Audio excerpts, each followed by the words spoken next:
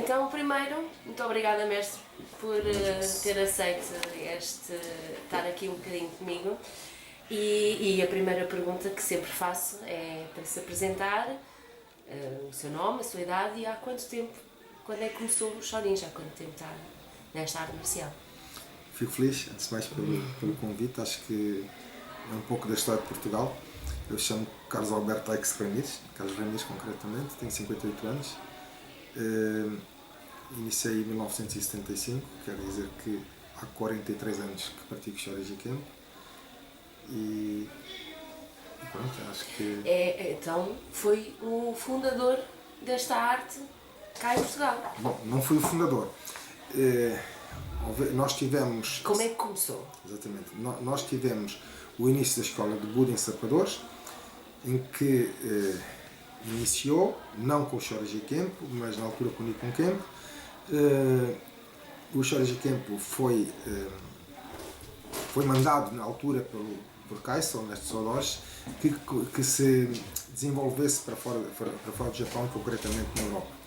Então, estudantes da Universidade de Tóquio ficaram mandatados para fazer, entre aspas, comissões em várias partes do mundo. Nós tivemos 6 mestres, primeiro 2, em que prevaleceram cerca de 2 anos cá, regressaram ao Japão, tinham acabado as suas licenciaturas. Na sequência desses 2 mestres, outros vieram, ou seja, antes dos outros voltarem, esses mestres ainda estavam para apanhar o testemunho. Também estiveram cerca de 1 ano e tal, e depois tivemos mais 2 mestres que vieram também substituir esses mestres. Conclusão, nós tivemos 6 mestres no total, japoneses, e acontece que o último mestre que esteve connosco foi o Sensei Morita, que era 4º dan, na altura era uma graduação muito elevada, que nos juntou a nós, os mais antigos, e que éramos 6, e os mais graduados, não os mais antigos, mas os mais graduados, para que houvesse um juramento de honra em que nós iríamos continuar com o Shorin Kempo em Portugal. Mas, desculpe interromper, e no seguimento desse raciocínio que está a ter, o que é que o levou a vir? Conhecia? Como é que chegou ao Shorinji? Como é que teve conhecimento? Vamos ver. O Shorinji surgiu em mim porque eu tinha chegado de Angola há pouco tempo, após o 25 de Abril, e eu vivia na rua Augusto Zé Vieira, que era a 200 ou 300 metros da escola de Budo, e todos os dias eu passava ali e havia quiais, havia uma escola, havia os filmes, estavam a começar a ver os filmes das artes marciais, e acontece que me entusiasmei e fui ver o que é que existia ali. Havia várias modalidades. Havia também um mestre de Goju Ryu que tinha vindo dar a introdução, mas o Goju Ryu começou depois, porque o mestre Nagai só 1 ano depois regressou a Portugal. Havia o Nippon Kempo, havia Judo, que eu também fiz Judo até Cinturão Negro, na escola de Budo. Acontece que, com o mestre Carlos Oliveira, que entretanto faleceu, acontece que o Shorin Kempo, dentro das várias artes marciais que ali estavam, e além disso havia o Judo, o Aikido, o Kendo, o Iaido, era uma escola orientada e especificamente de artes marciais. O Shorin Kempo, talvez pelos anos, foi o que mais me atraiu em termos de modalidade. Pensando que o Shorin Kempo, nessa altura, era um Shorin Kempo muito forte. Não é que hoje não seja forte, mas era um Shorin Kempo em que havia combate a sério e livre, e a parte espetacular do Embra era fantástico, e dentro das modalidades todas que ali estavam, na realidade foi a arte que eu achei mais bonita, e entrei não porque achasse que ia aprender mais do que noutras artes marciais, entrei porque achei que era bonita e gostei, e foi o que me chamou em razão para praticar. Acontece que depois, ao identificar-me com o Shorin Kempo, eu tinha encontrado a arte marcial que eu queria, Eu tinha feito karatê até cinturão laranja em Angola. Já tinha praticado outra arte marcial? Sim, tinha feito karatê em Angola, em Luanda, durante cerca de 1 ano e tal. Tinha chegado a quarto kyu, cinturão laranja. Demorava muito tempo, antigamente, as graduações. E eu acho que estava bem. Dava muita maturidade. E na escola de Buda, em sequência, também fiz judo com o mestre Carlos Oliveira e no Judo Portugal, em que também disse, como vos disse, cheguei até a cinturão negro, mas depois abandonei o judo porque me identificava muito mais com os shorins, exatamente porque as projeções, as chaves, tudo isso o Shorinji Kempo tinha, e achava que era muito mais completo. À parte disso, o judo, a partir de uma determinada graduação, para se subir requer competição, só com pontos de competição se passa a graduação. O Shorinji Kempo, de facto, foi, como se diz, um amor à primeira vista, não é? E na altura era praticado apenas numa escola? Apenas em sapadores, é isso que eu disse. Sapadores, infelizmente, teve que fechar.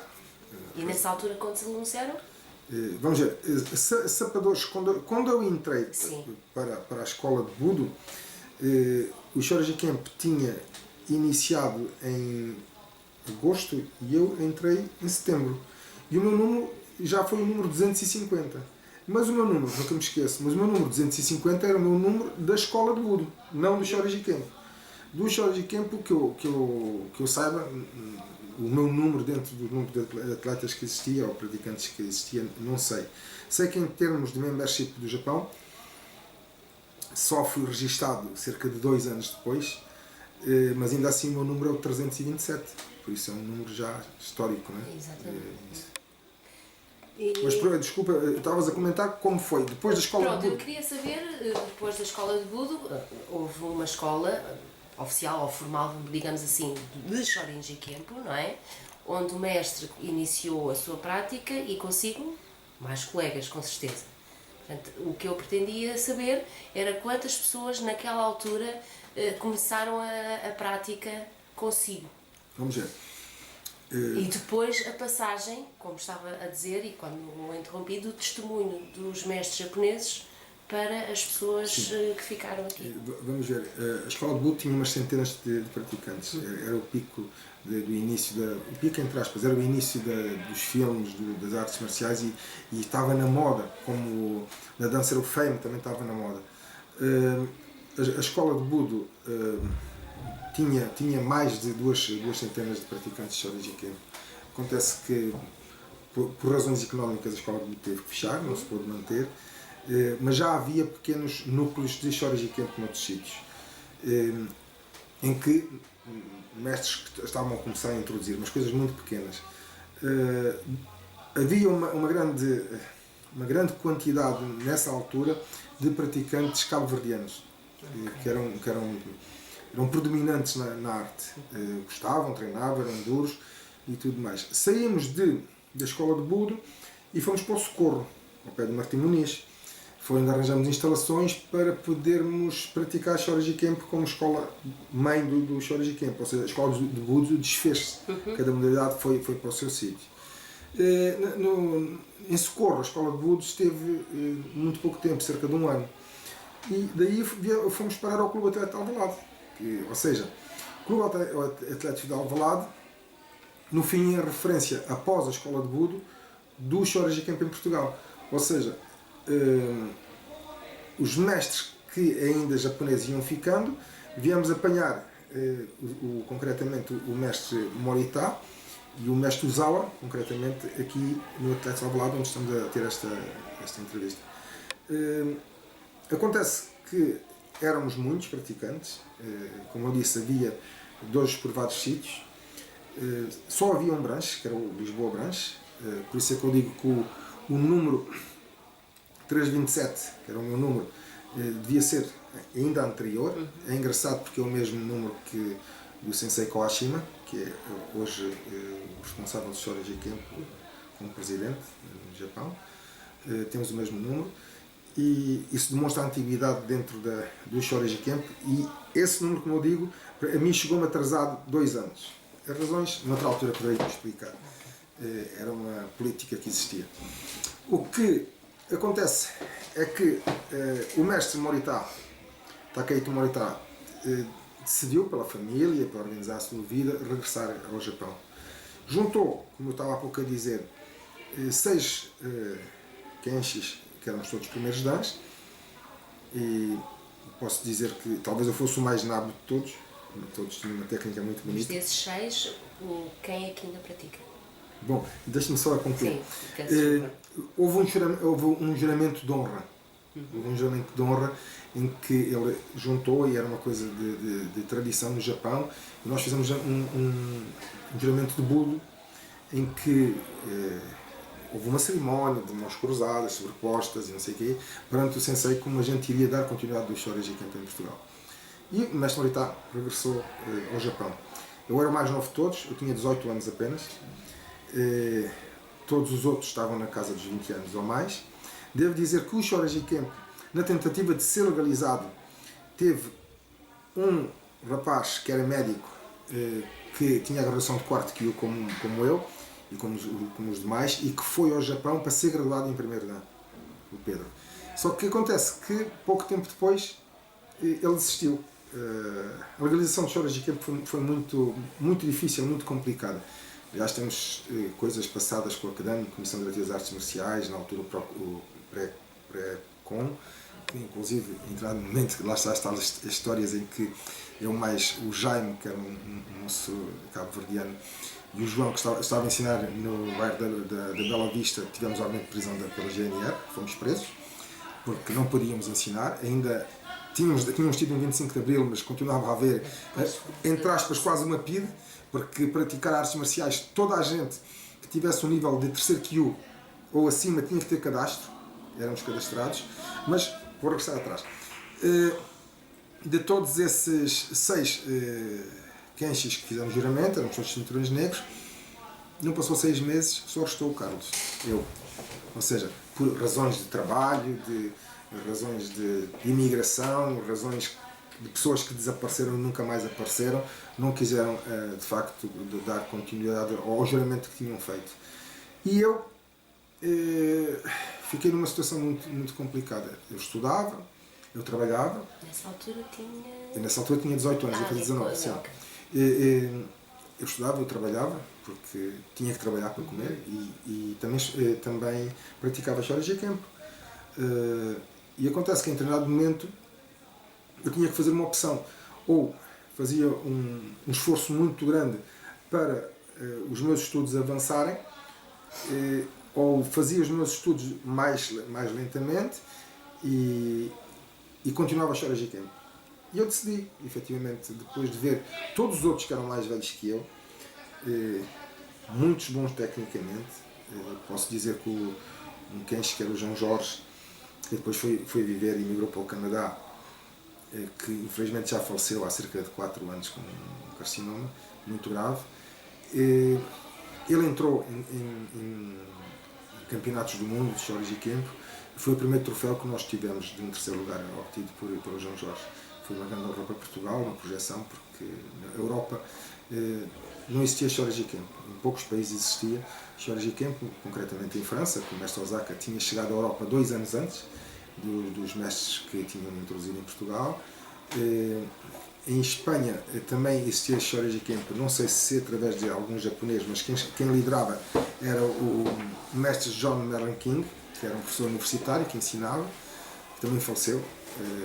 Estavam vocês exatamente no Taikai de 2017? O último no Japão. O último do Japão foi em 2013. Não, desculpa, nos Estados Unidos. Em 2017. Exatamente. Eu até fiz um envio de uma comunicação, porque para mim foi muito importante John King, porque me ajudou muito. Havia uma interligação muito forte entre Portugal e Espanha. Eu estive depois. Houve um policiamento na Europa para ver o Shoreji Kempo. Foi o mestre Ota Sensei que veio, mandado por Kaison na altura, para identificar quem existia, quem não existia, fazer de facto um recenseamento das coisas. Eu fui identificado como o continuador do Shoreji Kempo em Portugal, fui convidado a ir para o Japão e estive no Japão diretamente na primeira fase durante 9 meses, em onde eu era primeiro dan, graduei-me em segundo dan. Eles queriam que eu viesse como terceiro dan e eu neguei essa graduação. Disse que jamais eu ia saltar do primeiro dan para o terceiro dan. Eu queria seguir os tempos normais. Diziam-me que para ser na altura Branch Masters tinha que ser terceiro dan, mas eu disse que não. Independentemente de ter sido aluno de Bussen na Academia de Bussen em Ombo, fui dos estrangeiros que mais tempo tive, porque a seguir a mim foi proibido estar-se mais do que 15 dias, porque havia alguns estrangeiros antes que tinham estado 2 anos, mas após eu ter estado lá, houve um corte total. Temos que nos levantar às 5 da manhã, não poder fazer nada, podíamos ir correr, brincar, fazer o que quiséssemos, às 7 tínhamos de tomar um pequeno almoço e às 8 começávamos a prática. E depois ao meio-dia íamos almoçar, às 2 novamente começávamos o estudo, porque tínhamos aulas também de Kongozeni, muito Kongozeni e muita parte da anatomia e tudo mais. O incrível nisto, falando no Japão, é que o meu mestre no Japão foi Yamazaki Sensei. Arai Sensei também foi meu mestre, mas o mestre-chefe do templo na altura é Yamazaki Sensei e treinei com ele. Engraçado era que pode parecer absurdo, nós íamos correr para a montanha em Tadotsu e ele juntava o grupo de Bussen, que éramos para aí 20, em que ele explicava as coisas, ele estava a dar aulas de filosofia e todos em Anzá, ou em Shekuzá, horas seguidas, e eu percebia o que ele estava a dizer, mas eu não percebia uma palavra de japonês, mas conseguia interiorizar aquilo que ele dizia. Foi incrível. Essa foi um dos momentos muito importantes, marcantes no Shorinji Camp para mim. Depois disso tive vários meses no Japão, já por outras vezes. Eu já tive 14 vezes no Japão, que são 3 anos completos da minha vida no Japão a praticar Shorinji Camp, que adoro, é parte de mim. Mas voltando aqui à situação que estávamos a falar sobre...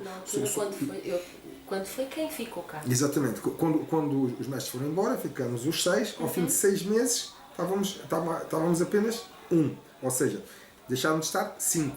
E eu era um puto com 18 anos, caminho 19, e com um problema complicado, que eu tinha feito a minha candidatura para os paraquedistas, e entrei para os paraquedistas aos 19 anos, durante 2 anos fui militar paraquedista, e era em Tancos.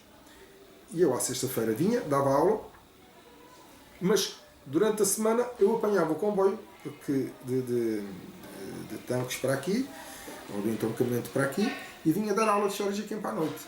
Ou seja, eu andava 150 km para cada lado e tinha uma licença especial para poder fazer. Aliás, houve uma vez que tive que ir ao Japão e o comandante-chefe dos paraquedistas fez uma autorização que tenho guardado, muito bonita, que eu ia participar num campeonato do mundo em que ele pôs, na altura, ainda estava no início, que o soldado paraquedista 045413D tinha autorização para se ausentar, para representar Portugal. Foi muito bonito. Mestre fixo só os números todos. Sim, agora não. A cabeça está cansada. Mas esses são números históricos, né? Tanto que o número de membership de Shorinji Camp 327 tem mais números. O 327 é o base, né? Mas voltando àquilo que estavas-me a perguntar e como foi a situação, foi complicado, foi muito difícil esse momento, porque eu fiquei com o Shorinji Camp, com a partida de todos, e havia 6 dojos onde se ensinava Shorinji Camp. E eu tinha que decidir o que fazer. Ou se eu também abandonava e o Shorinji Camp pura e simplesmente acabava em Portugal, supostamente poderia surgir com outras pessoas num futuro, ou se continuaria o Shorinji Camp. E então decidi. E durante muito tempo eu continuei a ensinar Shorinji Camp. Eu cheguei a ensinar 8 horas por dia de Shorinji Camp nesses vários sítios, mas era humanamente impossível. E era muito cansativo. Era uma altura que, posso dizer, eu pesava 70 kg, 75 kg e tinha que, desculpa o termo, andar à porrada com os cabo-verdianos para dizer quem é que era o mestre. Era no tempo em que as coisas tinham que ser marcadas pela força, não pela técnica. Eu havia sábados de fazer combates durante 4 horas com eles todos para eles saberem quem era o mestre. e apanhei muito e dei muito, né? Mas foi muito interessante. E, aliás, os meus exames na altura, e alguns dos mestres mais antigos se lembram, um exame de graduação de dano demorava 3, 4 horas, não era menos. E todos os alunos que faziam o exame para cinturão negro passavam por mim a fazer combate. E se não tivessem um bom combate, eu nunca lhes dava a graduação. Uma das coisas que era eliminatório para mim é qualquer indivíduo que tivesse a fazer um combate para cinturão negro que virasse as costas estava reprovado. Era uma questão de princípio, e no Japão também era. Não é dizer que eu estava com medo, mas era uma questão de atitude. Como eu disse, então desses seis dojos, e só existiu Lisboa Branche, eu fechei 4 escolas, fiquei só com 2. Que era Alvalade? Que era Alvalade e na altura Boa Vista. Porquê? Porque Boa Vista? Porque tinha o Jaime, um moço cabo-verdiano, como eu disse, histórico para mim de História de Campo, ele e o João, e o Eduino infelizmente também já faleceu, e por razões muito más, mas e tinha grandes amigos dos meus alunos, de facto eles eram fantásticos, tinha um amor muito grande por eles e eles por mim, muito respeito. Depois a questão é a seguinte, isso ia passando 20, 21 anos, 22, e sem ser vaidoso, eu tornei-me numa máquina em termos de História de Campo e em termos de combate. Era a altura que havia desafios, com o Rui Mendonça, com o Pratas, com tantos outros mestres das artes marciais que existiam em Portugal. Eu estava sempre disponível, se fosse para, desculpa o termo, para andar à porrada, se fosse preciso eu estava lá, porque História de Campo tinha que marcar a sua presença. Aliás, havia uma tradição, quando se havia, e aqui no Atlético de Alvalade, no ginásio A, onde uns sítios nós praticávamos, se houvesse algum problema, fechava-se o ginásio e resolvia-se o problema lá dentro. E isso era uma situação que hoje as pessoas não gostam de ouvir falar, e já criou alguma fricção por uma situação dessas, porque há 3 anos atrás eu fiz um convite desses e as pessoas a partir daí cortaram comigo, mas talvez não tiveram a humildade de perguntar porquê e esclarecer porquê. Gosto muito dessas pessoas e tenho o maior carinho e amor por eles. São alunos meus muito antigos e são mestres, são 3 mestres hoje. Mas pronto, para mim passou. Penso que para eles as coisas, pelo menos para um deles não está curada, que não teve nada a ver com essa pessoa, teve a ver concretamente com 2 pessoas. E isso foi uma tristeza. Isso aconteceu por um comentário no Facebook, que foi um post que foi feito, que eu interpretei que a mensagem era para mim e reagi. E tomei essa decisão, erradamente, porque a mensagem não era para mim. E foi uma grande tristeza para mim. Eu devia ter calma, devia ter agido como mestre e agir por impulso. E são coisas que marcam na vida de Jorge Campo. Isto é um momento negativo para mim na história de Jorge Campo. Mas nós aprendemos com os erros. Quem não aprende com os erros, é porque de facto não quis aprender. Por isso a sequência foi essa. O Jorge Campo tornou-se casa-mãe no Atlético de Alvalade, e do Atlético de Alvalade nasceram efetivamente os mestres que são hoje mestres em Portugal, não é?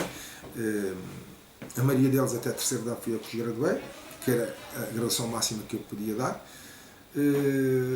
E pronto, e foi-se evoluindo por aí. Isto agora, a história é muito larga, claro, né? claro. São 43 anos de história.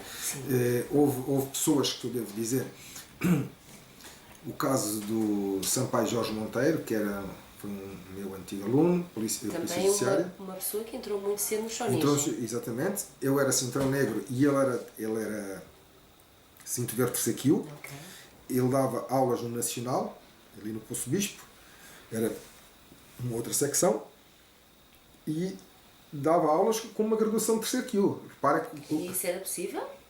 Não era possível. Era uma forma de o Jorge Campo crescer, de fazer crescer. E eu, para que as coisas tomassem forma, eu graduei-o de cinto verde a cinto castanho, ou seja, de terceiro Kyu a primeiro Kyu, para formatá-lo no sentido de ele poder estar ali como meu assistente. E pronto, aquela escola funcionou durante vários anos, mas depois terminou. Entretanto, o Sr. Fausto, que é um aluno meu, dos mais antigos, quando veio para mim, ele tinha treinado com mestres japoneses também. Ele veio para mim, era cinturão laranja. E toda a formação dele até terceiro dan, todas as gerações passaram por mim. Eu digo isto e falo nele porque tirando o Jorge Monteiro, na sequência desses seis praticantes que fizeram o juramento, de entretantos, foram depois os alunos que me vieram ajudar a desenvolver o Shorinji Kempo. Aliás, há muitas fotografias históricas e tudo mais, e acho que eram muitos bons tempos do Shorinji Kempo. Depois disso foi o Shorinji Kempo se desenvolvendo. Durante muitos anos tivemos dificuldade em legalizar o Shorinji Kempo. Eu fui nomeado pelo Diretor da República como instrutor-chefe de Defesa Pessoal da Polícia Judiciária, em que dei formação durante muitos anos. Era mais um núcleo, também nos paraquedistas também fui instrutor de Defesa Pessoal com Shorinji Kempo. Conseguiu-se historicamente legalizar o Shorinji Kempo, porque foram anos para se conseguir, apenas com um telefonema, que o coronel, na altura, que era o comandante da Polícia Judiciária, que estava à frente do Corpo da Polícia Judiciária, na Gomes Freire, num dia a falar com os alunos e conhecê-lo, e eu disse que tinha um primo que era almirante da Marinha, dois irmãos que eram almirantes da Marinha, e por incrível, ele conhecia-os e eram amigos. E ligou para um deles, o Abel da Gama Higgs, que numa chamada tiveram a falar e de facto identificaram quem eu era, e dias depois o Shorinji Kempo estava legalizado. Pronto, foi tão simples quanto isso, com uma chamada. E o comandante Fiadeiro, que me fez a vida muito difícil, uma vez fomos ao Estado-Maior, eu e o mestre Tchia, ali no Restelo, e foi muito complicado, porque o mestre Tchia é um mestre que iniciou o Nippon Kempo, mais tarde o Taido. Zangou-se seriamente, teve problemas, teve quase a beitareia ali. Mais um mestre Tchia, já na altura era instrutor da polícia de choque. Pronto, e houve confusões e não se conseguiu nada pela irreverência do senhor comandante Fiadeiro. Agora, que era quem era responsável pela Comissão Diretiva das Artes Marciais, o CDAM, que tínhamos inclusive um cartão de identificação, como estávamos autorizados pela CDAM a ensinar. Vamos ver, toda esta fase de evolução aconteceu até chegarmos à legalização do Shorinji Kempo. Depois criou-se a Associação Portuguesa de Shorinji Kempo, uns anos depois, penso que em 1982. Tinha chegado já alguns alunos com muita vontade, e eu lembro-me na altura o hoje sensei Nuno Albuquerque, que chegou aqui com uma barba enorme, parecia um talibã, e a pedir se podia treinar, porque não é como hoje. Os alunos na altura vinham perguntar ao mestre se podiam praticar. Havia esse princípio, não se praticava porque se inscrevia no clube. Vinham pedir ao mestre autorização para praticar. Ele era um miúdo, na altura, tinha 18 anos, ou o que seja, e foi ele e outros mestres na altura que, juntamente comigo, criamos a Associação Portuguesa de Shorinji Kempo. Penso que também com o Sensei Araújo, hoje Presidente da Federação. Eu fui Presidente da Federação durante muitos anos, fui representante nacional durante muitos anos e continuo a ser. A interligação entre mim e a Sra. Sosai é muito grande, ela tem um grande carinho, consegui trazê-los várias vezes a Portugal e pronto, organizou-se a associação. Isso significou poder começarmos a ensinar, e a partir daí, pronto, a evolução é um pouco aquilo que vocês conhecem, até chegar à Federação e tudo mais aquilo que somos hoje, não é?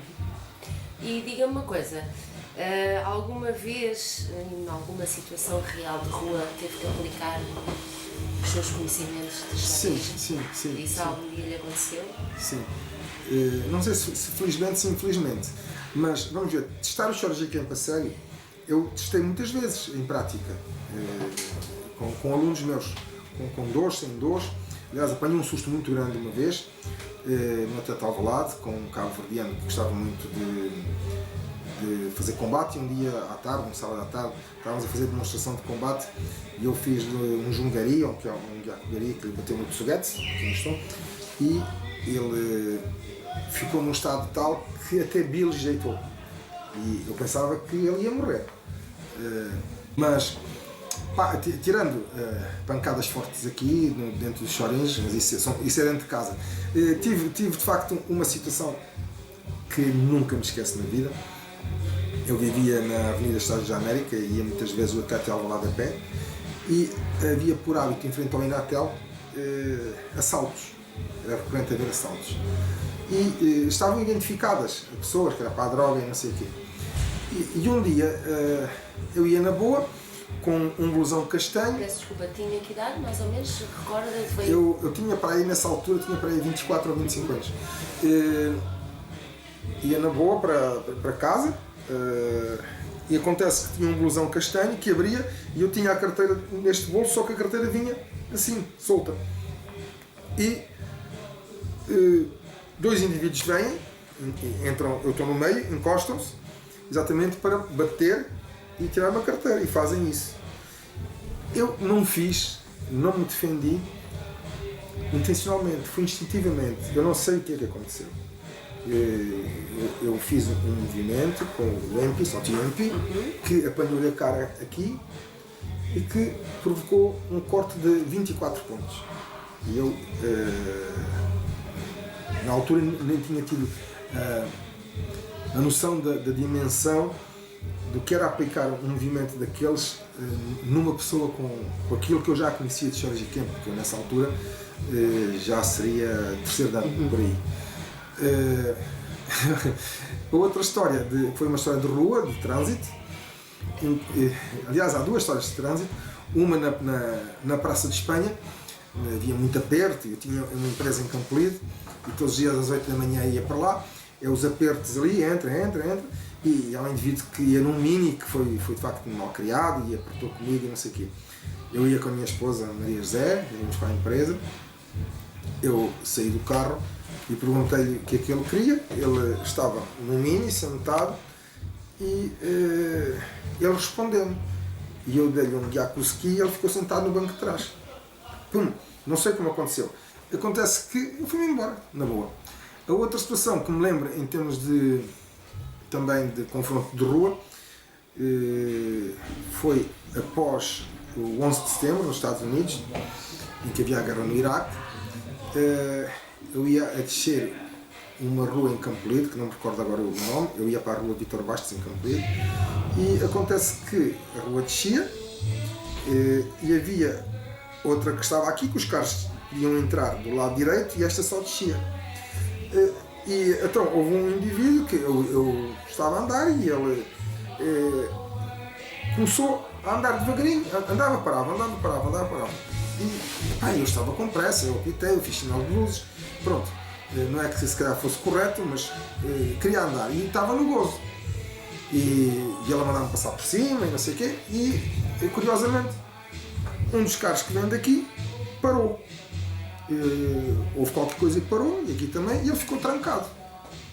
E eu fui lá fora, saber o que é que ele estava a avisar comigo. Ele saiu do carro, o que é que tu queres, não sei o quê. Saiu do carro e eu fiquei a olhar assim para ele. Quer dizer, eu tenho 1,83m, ele devia ter 2 metros. Bom, e ele veio para me bater.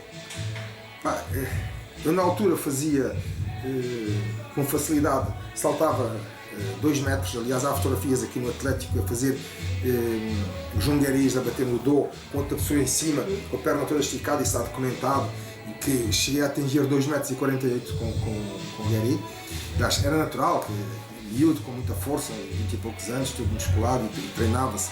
Posso-vos dizer que nós fazíamos sessões de 3.000 abdominais aqui, porque tínhamos aqui um grupo de paraquedistas, que era o João Jorge, era o Álvaro Silva e era eu, então fazíamos abdominais à disputa. Bom, mas a conclusão desse indivíduo é que ele queria me bater e eu fiz um salto no ar e eu faço o Uramawashi. Conforme faço o Uramawashi, bate-lhe na cara e ele cai. E ele ficou aterrorizado e começou a correr à volta do carro, saltando os sapatos e não sei o quê, ficou o homem descalço. E acontece que vem uma senhora velhota agarrar-me a mim e outra. meus filhos, já não chega a guerra do Iraque, não acendem vocês a bater, não sei o quê. E foi um episódio que eu me recordo. Foram esses 3 casos e hoje tem piada, mas na realidade o da Avenida Rio de Janeiro, esse que me assaltou, marca-me por aquilo que eu provoquei nele. Mas para mim deu para demonstrar a eficiência que o Shorty Camp é que as pessoas não se apercebem, mas quem pratica Shorty Camp em profundidade torna em si uma arma. O Shorty Camp sabe onde bater, como bater, os timings em que bater. E não importa muito, ou não importa nada se a pessoa é de sexo feminino ou masculino, se tem muita força ou se tem pouca força, ou se é mais velho ou menos velho, é saber aplicar a técnica. Claro que o fator físico e resistente é importante, mas as técnicas de Shorty Camp, muito na base da defesa pessoal, são muito eficientes. Nós temos uma luta que aqui em Portugal, que é o Krav Maga, que está em moda, que é israelita. Agora temos que perceber que o Krav Maga está limitado a 40 técnicas. O Shorty Camp são 600 técnicas e delas nascem outras, por isso é uma arte marcial de continuidade, não é uma arte especificamente limitada à defesa pessoal. Já dei treinos de defesa pessoal, dei workshops em grupos de como é que se diz, de pessoas que me solicitaram concretamente, casos de polícia. Posso dizer que neste momento eu estou envolvido exatamente no bairro da Bela Vista a dar, neste momento, dia de hoje, a dar apoio a uma série de pessoas que têm problemas no bairro. Então, através da polícia que me solicitaram para fazer workshops, para fazer ensinamentos de defesa pessoal, e o que eu estou a transmitir mais às pessoas, e são 16 pessoas, são 14 senhoras e 2 senhores, é mais, que são residentes, é mais a atitude que devem ter perante a reação. Ou seja, e isto é a própria polícia que me pediu para dar essa noção, e estou a fazê-lo voluntariamente e estou a gostar muito. Não consigo transportar para essas pessoas o ensino do Shorty Camp, consigo tentar transmitir a atitude do Shorty Camp e demonstrar que o Shorty Camp o que pode ser como defesa. Mas mais importante que tudo, e a mensagem que eu quero deixar por esta situação que está a acontecer agora e por tantas que aconteceram na minha vida, é as pessoas que praticam Shorty Camp, ao princípio não se apercebem disso, mas ao fim de 1 ano, 2 anos, é muito mais a atitude que se tem no caso de uma defesa pessoal. A nossa atitude é uma defesa. A atitude é uma defesa. Vamos ver. Eu já vivi no Brasil e o Brasil é um país muito complicado e o que sempre me disseram foi o seguinte: não reajas, porque estão com uma arma, estão com isto, não sei o quê, são drogados. E eu durante muito tempo eu pensei que não era assim e que na realidade se tivesse que me defender, defendia e estava pronto para me defender. Felizmente nunca foi necessário e nós vemos os telejornais e vemos as coisas e na realidade ainda bem que não, porque aquela gente que são miúdos, muitos deles, já não falo do tráfico de droga e dos roubos, mas miúdos de 15 a 6 anos que estão snifados com cola, que se atacam aos bandos e não têm problema nenhum de disputar uma faca. Por isso a gente tem que ter a percepção quando fazemos alguma coisa, nós que somos especialistas em artes marciais, porque o Shorty Camp no fim é uma vertente de judo, karate e aikido, vai buscar a essência de todas essas artes. Aliás, o quadro das raças que está no templo de Shaolin transmite exatamente o mesmo quadro que o índio Bodhidharma levou para a China e que Buda depois transmitiu. É exatamente a junção das técnicas, das raças no desenvolvimento e há que dizer que muitas pessoas não sabem, mas o mestre Sodoshi, que foi espião na Manchúria durante a Segunda Guerra Mundial, praticou no templo de Shaolin, ele recebeu testemunho do 20º mestre de Shaolin para continuar o Shorty Camp. Ou seja, o Shorty Camp do Japão patrocina o templo de Shaolin. Por isso é que todos os anos existem grandes grupos. Quando eu digo grandes grupos, são 3, 4 mil pessoas que vão ao templo de Shaolin treinar. Ou seja, nós estamos muito interligados com o Kung Fu de Shaolin, que no fim tem muita essência o Shorin Kempo tem muita essência de aliás, no filme A Mulher Dragão, que acho que muito antigo, praticantes de Shorin Kempo entraram nesse filme, que é um filme comercial, a fazer emos e tudo mais. Depois houve um especialista, um indivíduo especialista em artes marciais que foi treinar no templo, formou-se em segundo dan exatamente para fazer técnicas de Shorin Kempo. Ou seja, tentaram mostrar dentro daquilo um pouco também a história com as técnicas do Shorin Kempo. São coisas que certamente o pessoal jovem não sabe, mas que é muito, muito importante de contar. É interessante saber, sim. Na sua opinião, ao longo de todos estes anos, como é que vê a evolução do Shorinji desde o início da sua prática até aos dias de hoje, quer a nível das pessoas, quer a nível das próprias técnicas, a evolução das próprias técnicas? Vamos ver. São muitos anos, não é? Como é que, na sua opinião, como é que vê estas mudanças? Acha que está melhor? Podia haver coisas diferentes? Fale-me só um bocadinho da sua opinião sobre este assunto. Vamos ver, o Shorin Kempo de há 43 anos não é o Shorin Kempo de hoje. Está totalmente mudado. Não é as técnicas mudaram, as técnicas evoluem, não é? Tanto que, agora não sei como, mas até há uns anos atrás, antes de toda esta abertura que houve para a Europa, um indivíduo treinava até terceiro dan, era Branch Master, ensinava. Como o quarto e quinto dan era assistente de grandes mestres, e em sexto dan tinha a responsabilidade de desenvolver a técnica. Ou seja, tinha que ser um especialista. Estamos a fazer um Gyakote e ele descobrir exatamente a forma melhor de fazer evoluir a técnica. Então isso responde um pouco à evolução do Shorin Kempo. O que é que eu devo dizer? O Shorin Kempo entrou pela Europa fortemente e noutros continentes, tirando, vamos ver, a Indonésia. A Europa é dos países que tem um maior relevo no Shorin Kempo. Há que reconhecer sem dúvida o grande mérito do mestre Hiroshi Osaka, de França, não é? que desenvolveu muito o Shorin Kempo em França e depois também ramificou para outros países. Inclusive ajudou-me a partir de um determinado momento, vindo dar estágios a Portugal, meu convite, e a Espanha, e também depois a partir dele outros mestres vieram, japoneses, dar estágios.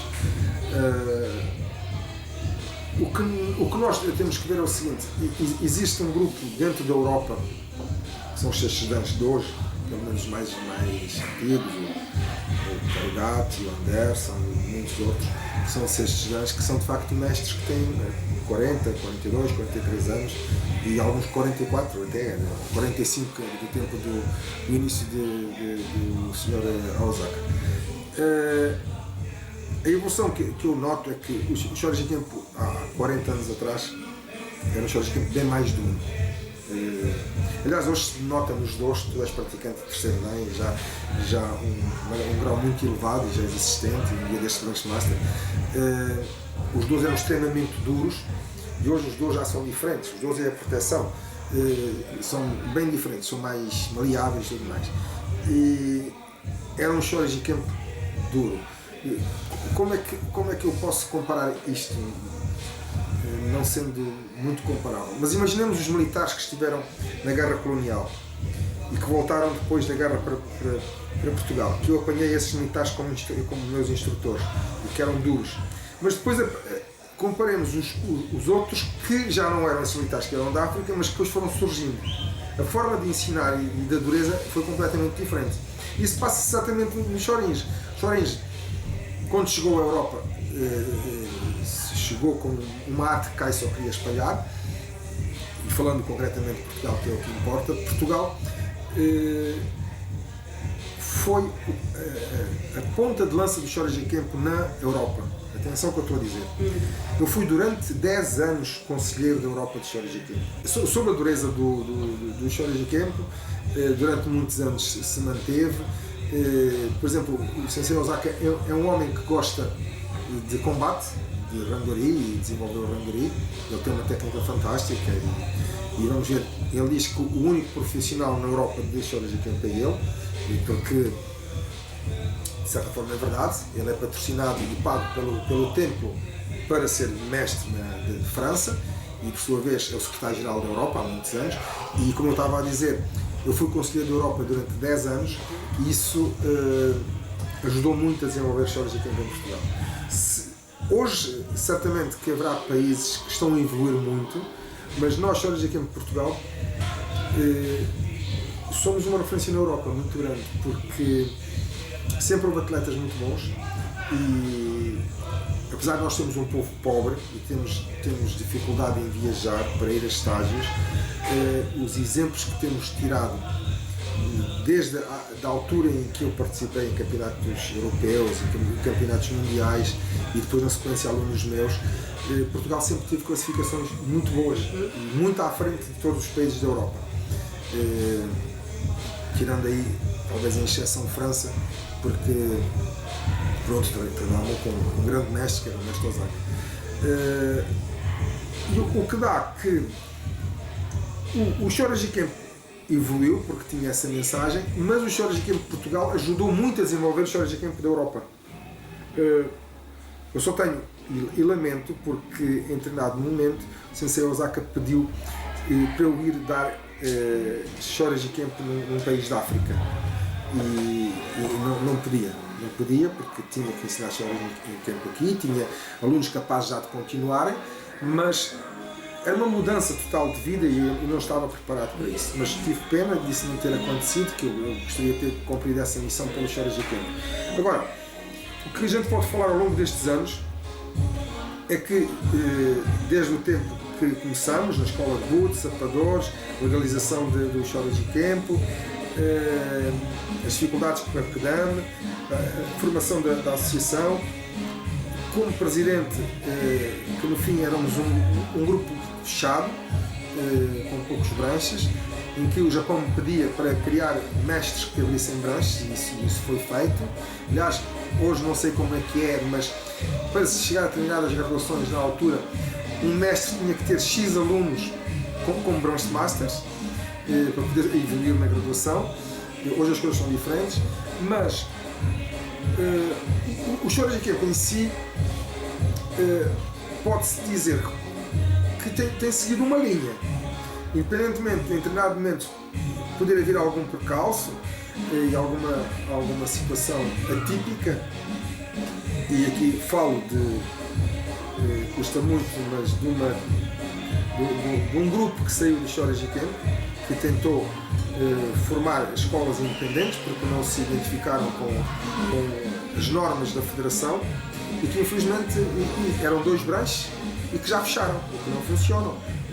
Melhor seria que tivessem tido a humildade de ficar e tinha sido muito bom que estariam a treinar. E tenho pena porque são pessoas que eu gosto.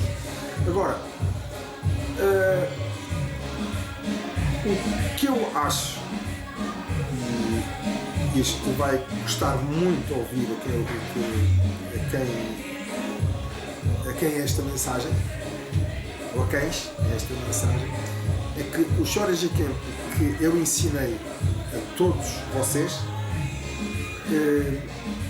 era um Jorge Campo mais puro, mais simples. Hoje existe, infelizmente, no Jorge Campo muito bairrismo. Ou seja, está muito cada um no seu sítio. Talvez porque crescemos, temos muitos branches. Nós, Jorge Campo, saímos daqui do Atlético, correr para a Alameda, e descalços, ainda não havia o HIV, e aos Quiais, passámos nos Estados Unidos da América e recrutámos o mestre Pereira, que veio para o Jorge Campo. Bom, aí temos algumas histórias engraçadas para contar sobre o Pereira e não sei o quê, que, deixe dizer, Margarida, para mim o Pereira será o meu discípulo de Jorge Campo em Portugal. É uma pessoa que me honra muito e que eu honro muito, quem eu gosto muito. O Pereira é um puro, é isso. Agora, pensei no meu filho, Miguel, que é segundo dama, mas ele seguiu a vida dele. Agora, o que passa é que o Jorge Campo em si atravessou momentos difíceis, conseguiu ultrapassar, concretamente com essa divisão que houve, mas que estamos a continuar, e bem, mas lamento que em determinadas situações existam alguns bairrismos por situações que não têm grande sentido. Para mim importa o Jorge Campo. O que eu posso fazer de comparação sobre, como perguntaste, do princípio, o meio e o fim não terminou e há de continuar sempre, é que existiu alguém que fez a ponte, fui eu, durante vários anos, que criei cinturões negros, que os formei como mestres e que os larguei. Que no seu princípio eram pessoas com pouca experiência que desenvolveram muito o Jorge Campo, que levou à criação da federação. Hoje o Jorge Campo tem patamares diferentes, tem normas diferentes, por Osco, por tudo mais, e as coisas são mais organizadas em termos de Japão, mais disciplinadas, mas por sua vez o Jorge Campo, penso eu, em Portugal tem uma vertente muito grande de crianças. É bom que assim seja, que é o futuro, mas passou de facto a moda das artes marciais, em que jovens de 18, 19 anos estavam nas artes marciais. E o que eu identifico hoje no Jorge Campo é que os branches onde os seus mestres têm disponibilidade, e há branches neste momento em Portugal que os seus mestres já estão reformados, mas quando digo reformados não são velhos, têm 60 e poucos anos, que se podem dedicar a tempo inteiro ao ensino e estarem mais conhecidos. Têm assistentes que formaram e que dão grandes apoios e conseguiram efetivamente desenvolver para escolas, para creches, e aí conseguiu-se um grupo muito grande de crianças. Isso é uma esperança, mas o grande problema é se essas crianças, a partir do momento em que saem daquelas escolas, deixam, a tendência é que grande parte desista, mas eu acho que o Jorge Campo tem estado bem liderado. Não quer dizer com isto que eu esteja de acordo com muitas coisas, mas reconheço o trabalho das pessoas que estão, das pessoas que têm estado. Isso é o que me importa a mim, é que há um legado meu que há pessoas que estão a levar e que eu entendo que estão a levar bem. O que passa hoje no Jorge Campo atual, que é diferente de há 40 anos, é um Jorge Campo muito mais suave, apesar de começar a haver uma linha novamente do Rambari, começando pela Indonésia, pelo mestre Osaka aqui, pelo Japão também, que há muita gente, concretamente no Japão, que quer uma linha dura, e eu por defeito sou um homem de Randori, sempre foi a minha linha, sempre gostei muito de combate.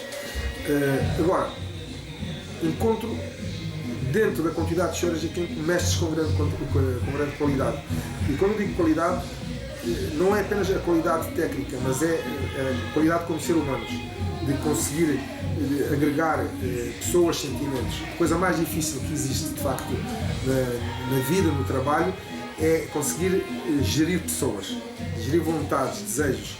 E eu digo isso porque fui líder de multinacionais e, de facto, os recursos humanos é a área mais complicada de se gerir. Agora, sem dúvida que o Jorge Campo que existe está a funcionar bem, está bem estruturado, mas eu acho que está muito pequeno. Acho que tem que crescer muito. Temos que procurar formas de crescer. Nós somos umas centenas e eu acho que devemos ser uns milhares, porque vamos ver, se falarmos em Karatê ou em Judo, as pessoas identificam, mas não sabem o que é. Vamos ver que Karatê significa mãos livres, a tradução.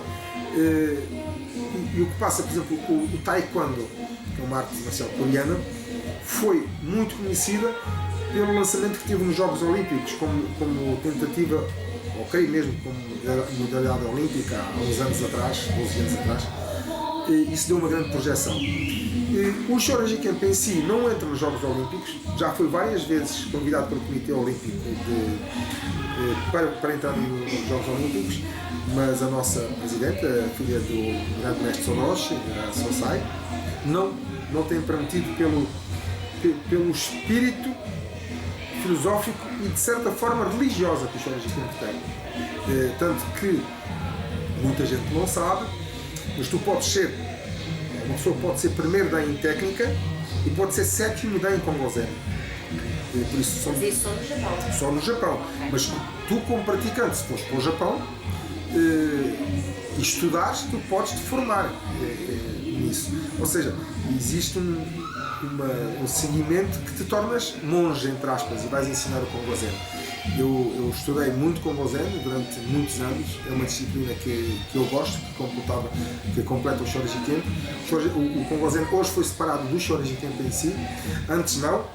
O Shoreji Kemp, a parte marcial e a parte filosófica tinha que estar assim. Hoje não é necessariamente assim. O Shoreji Kemp pode estar aqui e a filosofia aqui. Ou seja, as coisas estão separadas. Os princípios bases do Shoreji Kemp e da filosofia são ensinados, mas o desenvolvimento efetivo do Shoreji Kemp na sua vertente da filosofia está separado. Isso é uma coisa que já acontece há vários anos.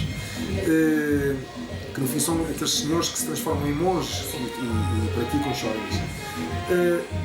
Falando de facto de Portugal, eu acho que as coisas estão bem, como eu estava a dizer há pouco. Temos muito bons mestres, temos muito boas pessoas qualificadas.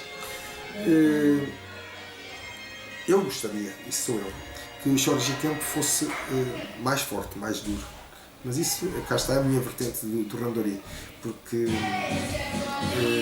gosto da vertente do combate. E eu gosto de preparar pessoas, e todos os mestres que hoje existem, a não ser mestres que já são mestres de alunos de meus, muito bons, como por exemplo o Sensei Paulo Silva, que é mestre e aluno do mestre Fausto, um tecnicista formidável, e entendeu muito bem o que é o Shoreji Kemp, e o mestre Matos, que também é aluno do mestre Araújo e outros por aí.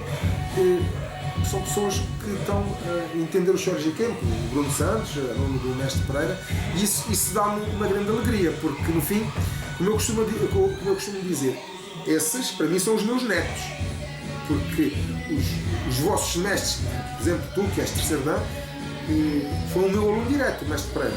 Quer dizer que eu sou o pai dele e sou o teu avô, é assim que eu vejo, já começa a ter bisnetos e trinetos, não é? Estou contente com o Shoreji Kemp, gostava que fosse uma vertente mais dura, mas existe de facto um debate grande em Portugal sobre isso e eu entendo as ideias e as diferenças, e há que respeitar. Quem quer fazer uma vertente faz, quem quer fazer outra faz. Por isso há um equilíbrio, não há aqui uma proibição. Agora, a conclusão que temos que pensar é de facto ir para a frente. Objetivos para o futuro. Quais são os seus objetivos? Bom, objetivos para o futuro, vamos ver. Para mim é continuar a olhar para o Shoreji Kemp como uma forma de ser e de estar na vida, poder ser uma referência como pessoa para o Shoreji Kemp, poder, dentro daquilo que eu possa ajudar o Shoreji Kemp, seja na prática ou muito mais na minha forma pessoal de comunicar, que os alunos que venham para o Shoreji Kemp possam ter uma referência, que seja eu e que eu possa ser uma boa referência, espero que sim, e que muito mais que nós possamos ter um Shoreji Kemp na Europa que se continue a construir sólido e criando boas pessoas, que não se veja o Shoreji Kemp apenas como uma arte marcial, mas sim como um método educacional em que se formem pessoas, seres humanos.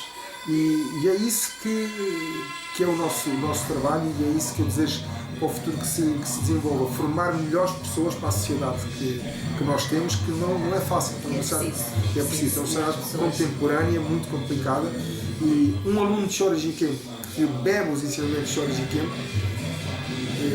pelo respeito para toda a sociedade, são pessoas diferentes. Precisamos de boas pessoas. É isso mesmo.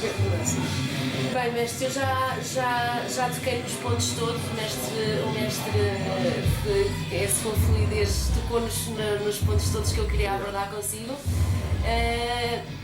Não sei se quer acrescentar mais alguma coisa, acho que já se falou um bocadinho de tudo ao longo deste bocadinho. Muitas histórias mais a ver para contar, mas como isso há de ser para uma segunda fase. Pronto, mas aqui no tema desta entrevista, se quiser acrescentar alguma coisa que ache importante. O que devo dizer, Margarida, antes de mais, é agradecer muito a tua oportunidade de me dar de poder falar sobre histórias de tempo. Penso que poderá ficar para o arquivo, não é? E para mim é bom poder falar de histórias de tempo hoje, que ainda tenho memória boa. E quando estive a falar de histórias de tempo, muita coisa veio à minha mente que eu me lembrei, mas íamos ficar aqui a dias a falar. Tu és um exemplo de uma pessoa paradigmática, e como tu outras, na tua longa experiência nos histórias de tempo, que já são umas dezenas de anos, exatamente, as tantas vezes que foste já ao Japão e participaste em campeonatos da Europa, do mundo, e és uma referência, e é isso que eu preciso, que haja pessoas como referência e pessoas de qualidade. Agora, muito em concreto, o que te devo dizer é que eu estou cá para os histórias de tempo, para aquilo que for preciso, e para termos um histórias de tempo unificado, e esperemos que haja sensibilidade das pessoas que lideram as histórias de tempo de conseguir manter isso, porque facilmente se pode destruir uma planta, e tivemos essa situação, não criada pelas pessoas que estão hoje, nenhuma delas, mas a separação que houve de histórias de campo, concretamente, que hoje já não existe, é para mim uma tristeza, porque teríamos histórias de campo forte no norte e no centro, e aqui estamos bem, no centro de Lisboa muito forte, mas que se possa conseguir passar mais o significado do que é o histórias de campo às pessoas. É isso que eu desejo para o futuro, e estou cá para aquilo que eu puder ajudar e souber. Obrigada, mestre. Muito obrigado. Obrigada.